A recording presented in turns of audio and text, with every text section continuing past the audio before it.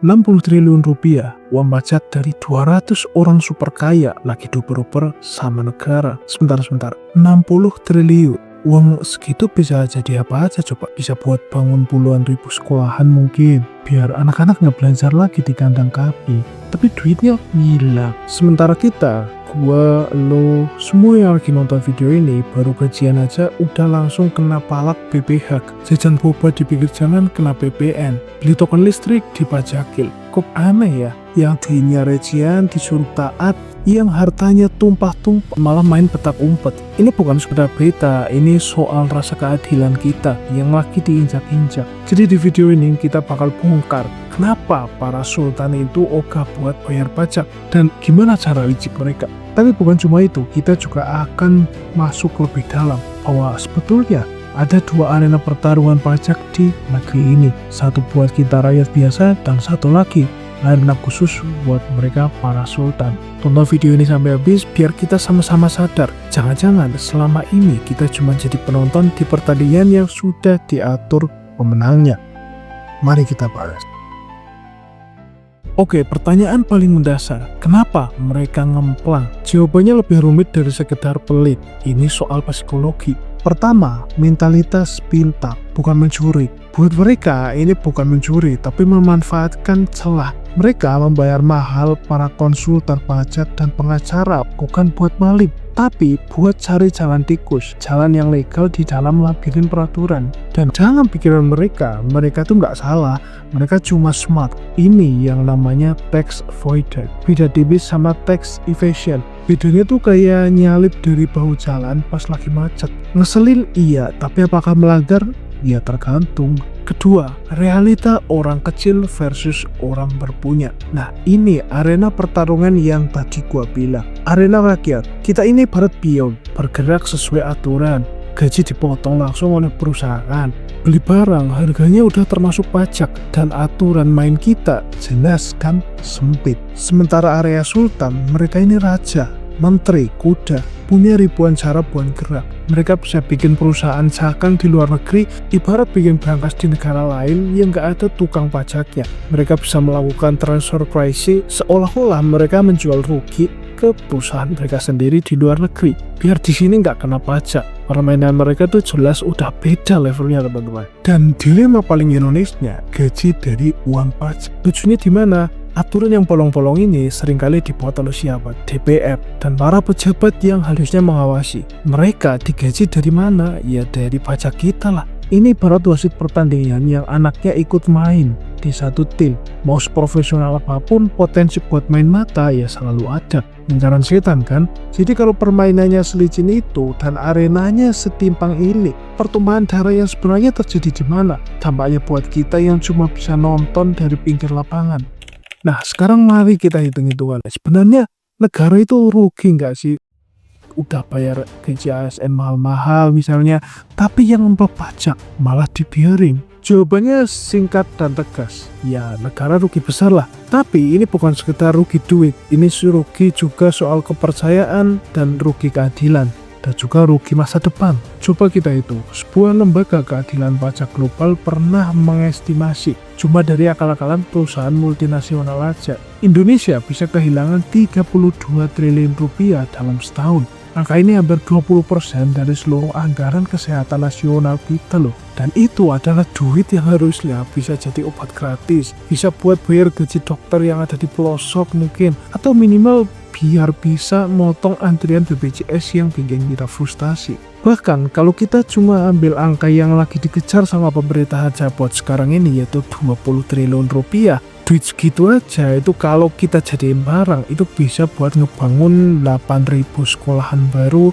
atau 16.000 kilometer jalan raya. Artinya apa Pak Messi? Artinya sekolah impian yang gak pernah dibangun dan jalan berlubang yang jadi ranjau buat ban motor kita setiap hari, itu adalah jejak hantu dari pajak yang tidak pernah dibayarkan sama orang-orang itu. Dan ini bagian paling liciknya. Saat uang pajak para sultan ini menguap, pemerintah harus cari cara buat nombok. Pilihannya ya cuma dua, potong anggaran layanan publik, sekolah, rumah sakit, subsidi, atau nambah utang negara lagi. Jadi penghematan yang dinikmati oleh segelintir orang kaya hari ini tagihannya justru kita semua dan anak cucu kita yang harus bayar di masa depan nanti. Tentu saja hal ini jadi tamparan keras buat kita semua, buat karyawan, buat pedagang, buat bank-bank ojol yang taat pajak. Kita dipaksa patuh sementara ada yang bisa terbang bebas. Kepercayaan kita pada sistem dihancurkan perlahan-lahan, ini namanya. Dan yang paling bikin dada nyesek apa coba? Kita semua patungan buat bayar gaji mahal aparatur sipil negara di Direktorat Jenderal Pajak. Kita patungan miliaran buat bikin sistem komputer canggih yang namanya Cortex System. Tujuannya apa? Biar nagih pajak itu sebenarnya adil dan efisien. Tapi kalau pada akhirnya 200 ikan paus masih bisa lolos dan dijaring, artinya investasi mahal kita selama ini ke nelayan dan jari yang canggih itu gagal total. Ini bukan cuma soal kerugian uang, ini adalah bukti kegagalan sebuah sistem pengawasan yang kita danai dari patungan setiap bulan. Tapi pertanyaan besarnya adalah, apakah kegagalan ini murni disebabkan oleh sistem itu sendiri, aturan yang rumit dan penuh celah, atau apakah ini adalah cerminan langsung dari moralitas dan keserakahan individu super kaya yang secara aktif mengeksploitasi setiap kelemahan yang ada? Jadi setelah semua ini, jari telunjuk kita mau nunjuk ke muka siapa? Gampang banget buat nunjuk hidung para sultan-sultan itu. Kita bilang ini murni soal keserakahan. Mereka punya harta yang ibaratnya 7 turunan pun itu nggak bakal habis gitu. Tapi masih serakah untuk ngambil hak publik. Mereka sadar kalau pajak itu kontrak sosial,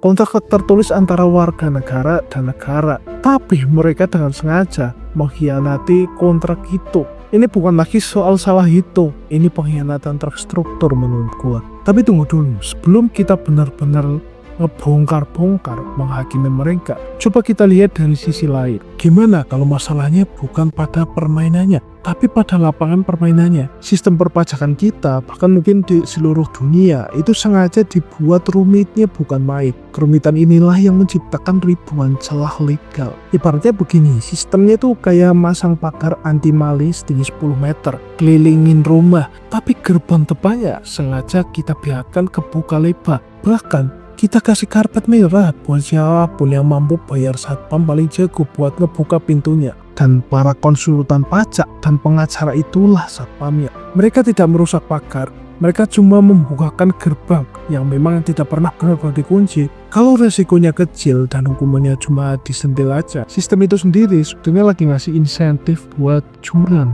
Dan pada akhirnya ini seperti lagi bertanya, mana duluan nih, ayam atau telur? Keserakahan itu ibaratnya bensin, tapi sistem yang bobrok ini ibaratnya mobilnya gitu. Tanpa mobil, bensin sebanyak apapun ya nggak bisa bakal jalan. Jadi selama sistem kita masih lemah, akan selalu ada orang-orang bermoral rendah yang siap buat tancap gas. Dan itulah yang membawa kita ke cermin terakhir, ke pertanyaan paling nggak nyambung buat kita semua. Andai aja nih, lu ada di posisi mereka, terus lu punya harta triliunan, dan ada seorang konsultan pajak datang ke hadapan lu sambil bilang, "Mas, ini ada cara nih yang 100% legal buat menghemat pajak Anda sebesar 500 miliar rupiah." Nah, kira-kira apakah lu akan tetap memilih buat membayar penuh, atau lu akan ngambil kesempatan itu untuk melindungi seluruh kekayaan lu? Tulis pendapat lu di kolom komentar di bawah. Boleh kritik, saran, pendapat, masukan, atau mungkin debat, gue juga boleh di kolom komentar di bawah. Maafin Ardiato, sampai jumpa di video berikutnya.